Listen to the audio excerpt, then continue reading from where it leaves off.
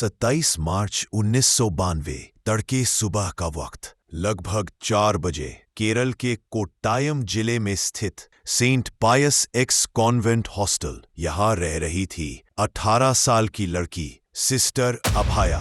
वो एक trainee none थी, यानी एक ऐसी लड़की जो अपनी पूरी जिंदगी ईश्वर की सेवा में लगाना चाहती थी। सुबह जल्दी उठने की उसकी आदत थी। उस दिन भी वो नींद से उठी और किचन की तरफ बढ़ी, शायद पीने का पानी लेने। बस यही वो आखिरी बार था जब उसे जिंदा देखा गया। कुछ घंटे बाद सुबह 7 बजे कॉन्वेंट की दूसरी नन ने देखा कि किचन के पीछे बने पुराने कुएं में कोई चीज तैर रही है। जैसे ही लोग जमा हुए, नीचे झांका गया तो सबके होश उड़ गए। वो सिस्टर अभाया थी, बिल्कुल शांत, निढाल और अब इस दुनिया में नहीं। पुलिस को बुलाया गया। पुलिस आई और आते ही बोल दिया, सुसाइड लगता है। कोई मौके की जांच नहीं, कोई सवाल नहीं कि लड़की कुएं में कैसे गिरी। कोई फोरेंसिक सीलिंग नहीं, बस सीधा केस क्लोज मोड ऑन कर दिया गया। लेकिन असली सवाल अब शुरू होते हैं। अगर ये आत्महत्या थी तो उसके सिर पर गहरी चोट कैसे आई? उसके कपड़े अस्त व्यस्त क्यों थे? और सबसे बड़ा सवाल, किसे डर था कि अभाया कुछ ऐसा देख चुकी थी जो नहीं देखना चाहिए था? सिस्टर अभाया की मौत के ठीक बाद स्थानीय पुलिस ने मौके पर पहुंचकर पूरा मामला आत्महत्या बताकर फाइल बंद करने की तैयारी कर दी। ना कोई डिटेल्ड क्राइम सीन एनालिसिस, ना ही फोरेंसिक एक्सपर्ट को सही तरीके से इन्वॉल्व किया गया। लेकिन जरा सोचो, एक लड़की जो रोज की तरह सुबह उठी, वो अचानक कुएं में कैसे गिर सकती है? कुछ लोग कहते हैं हो सकता है नींद में थी, फिसल गई होगी। लेकिन पोस्टमार्टम रिपोर्ट ने वो सारी थ्योरी एक झटके में उड़ा दी। सिर के पीछे गंभीर चोट थी जो किसी ब्लंट ऑब्जेक्ट से मारी गई लग रही थी। शरीर पर घसीटे जाने के निशान थे। कपड़े कई जगह से फटे हुए थे।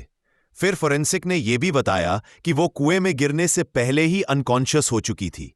मतलब साफ था, कुएं में जान बचाने की कोई कोशिश नहीं हुई, कोई संघर्ष नहीं हुआ, क्योंकि वो पहले ही मारी जा चुकी थी। फिर पुलिस ने यह सब क्यों अनदेखा किया? कॉन्वेंट के अंदर पुलिस ने कोई पूछताछ नहीं की, कोई सीसीटीवी नहीं, लेकिन कॉन्वेंट में मौजूद 24 से ज्यादा ननों से बेसिक सवाल भी नहीं पूछे गए। क्राइम सीन को ना सील किया गया, ना प्रिजर्व। जो डायरी अभाया अपने कमरे में लिखती थी, वो भी गायब कर दी गई। कॉन्वेंट और चर्च का पूरा रवैया था, क्वाइट कर दो सब कुछ। और पुलिस, जैसे उनका काम ही नहीं था सच जानना। एफआईआर में क्या लिखा गया? Girl committed suicide, no foul play suspected. बस इतनी बड़ी घटना को 2 लाइन में निपटा दिया गया। लेकिन एक इंसान था जो इस केस को दबने नहीं देना चाहता था, और उसका नाम था जोमन पुथेन पुरक्कल, एक एक्टिविस्ट जिसने मीडिया, कोर्ट्स और सीबीआई तक हर दरवाजा खटखटाया ताकि सच सामने आ सके। यही से शुरू होती है वो लड़ाई जो पूरे 28 साल चलेगी। चर्च के अगेंस्ट, सिस्टम के अगेंस्ट और उन लोगों के अगेंस्ट जो पावर के पीछे छिपे बैठे थे।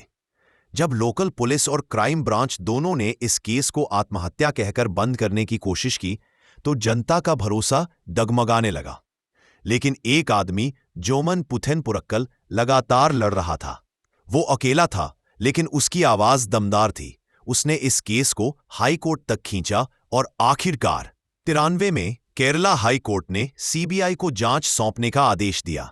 सीबीआई की टीम जब कॉन्वेंट पहुंची तो उन्हें सबसे पहले यही दिखा, क्राइम सीन पहले ही साफ किया जा चुका था। वो कुआं जिसमें अभाया की लाश मिली थी, क्लीन कर दिया गया था, सबूत मिटा दिए गए थे। सीबीआई को पहला झटका यहीं लगा। लेकिन फिर एक और चौंकाने वाली बात सामने आई। जब फोरेंसिक रिपोर्ट्स को दोबारा एनालाइज किया गया तो पता चला कि अभाया का दिमाग, ब्रेन, जो फोरेंसिक प्रिजर्व किया गया था, वो भी गायब है। यस, उसका ब्रेन गायब कर दिया गया था। सीबीआई को शक होने लगा कि ये कोई आम एक्सीडेंटल केस नहीं है, बल्कि एक हाई लेवल कवर अप है। ब्रेन सैंपल क्यों इंपॉर्टेंट था? क्योंकि फोरेंसिक एनालिसिस उस ब्रेन टिश्यू से यह जान सकता था कि मर्डर से पहले उसे बेहोश किया गया या नहीं। दिमाग की चोट कितनी गंभीर थी, डूबने से मौत हुई या चोट लगने से, लेकिन ब्रेन ही गायब कर दिया गया। सीबीआई को अब साफ हो गया था, यहां कुछ बहुत बड़ा छुपाया जा रहा है। सीबीआई ने सस्पेक्ट्स की तलाश शुरू की। कॉन्वेंट में उस रात कुल 28 लोग मौजूद थे। सीबीआई ने एक एक से पूछताछ की, लेकिन हर कोई एक जैसा जवाब दे रहा था, कुछ नहीं पता, कुछ नहीं सुना। फिर एक छोटी सी बात ने सारा गेम पलट दिया। सीबीआई को कॉन्वेंट की छत पर एक छोटे दरवाजे का ताला टूटा हुआ मिला। वहीं से कॉन्वेंट के अंदर घुसा जा सकता था, बिना मेन गेट से गुजरे। सीबीआई को शक हुआ, क्या कोई उस रात अंदर आया था, या फिर कॉन्वेंट के अंदर ही कोई था जिसने अभाया को मारा और फिर सबूत मिटा दिए। सीबीआई अब उस थ्योरी पर काम कर रही थी जिसे चर्च नकार रहा था, कि ये कोई आत्महत्या नहीं, ये मर्डर था और इसमें अंदर के लोग शामिल थे।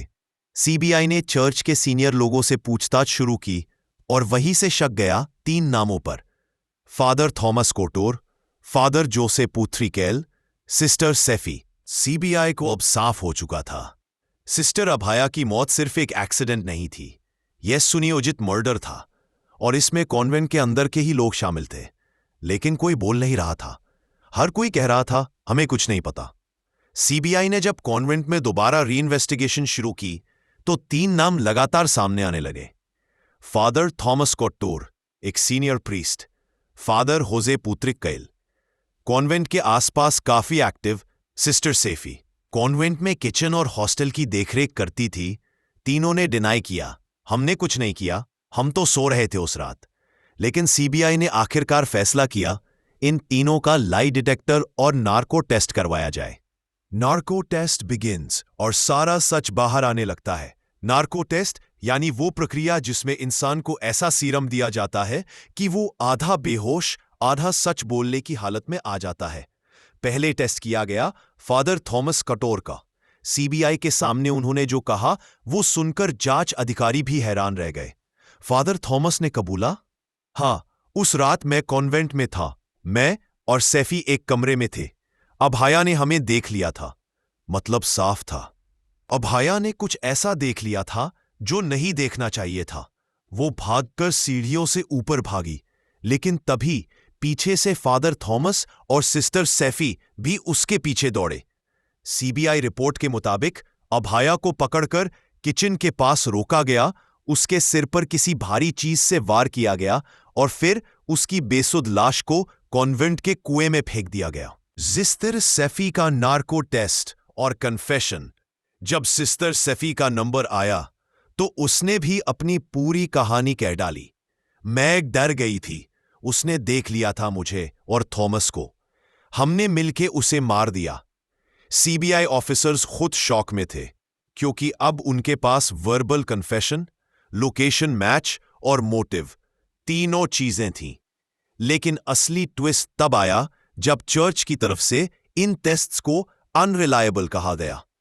चर्च के वकील बोले, ये नार्को कन्फेशन लीगल नहीं है, ये लोग दबाव में कन्फेशन दे रहे हैं।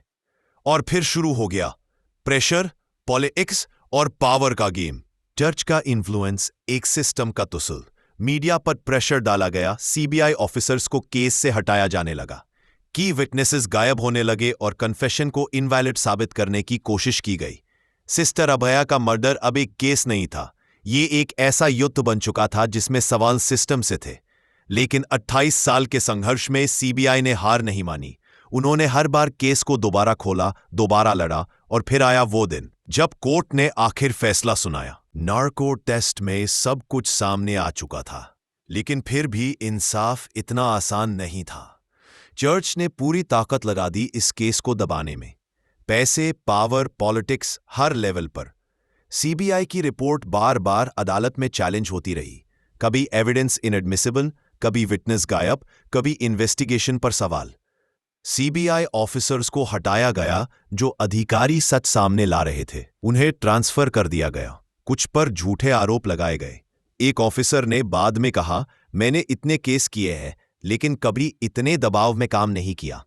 मीडिया और पब्लिक ने क्या रोल निभाया? मीडिया का रुख पहले स्लो था, लेकिन जैसे जैसे कन्फेशन लीक हुए, कुछ पत्रकारों ने पूरे देश का ध्यान इस केस पर खींचा। टीवी डिबेट्स, स्टिंग ऑपरेशंस और ग्राउंड रिपोर्ट्स के जरिए पब्लिक में गुस्सा बढ़ने लगा। अभाया के पेरेंट्स का दर्द। अभाया के माता पिता ने पहले दिन से कहा था, हमारी बेटी सुसाइड नहीं कर सकती। लेकिन उनके बयान इग्नोर कर दिए गए। उन्हें बार बार शांत रहने को कहा गया। चर्च ने सोशल प्रेशर बनाया, लेकिन वो टूटे नहीं। उनकी आवाज ही थी जिसने केस को जिंदा रखा। 2008 में एक विटनेस ने गेम बदल दिया। सीबीआई को एक ऐसा व्यक्ति मिला जिसने सालों पहले कॉन्वेंट के कंपाउंड में कुछ अजीब हरकतें देखी थीं। उसने देखा था कि कुछ लोग कुएं के पास देर रात थे।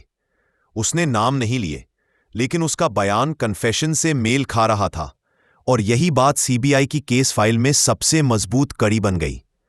साल बीतते गए, लेकिन इंसाफ दूर ही रहा। 1992 में हुआ मर्डर। 2008 तक ट्रायल शुरू ही नहीं हुआ था।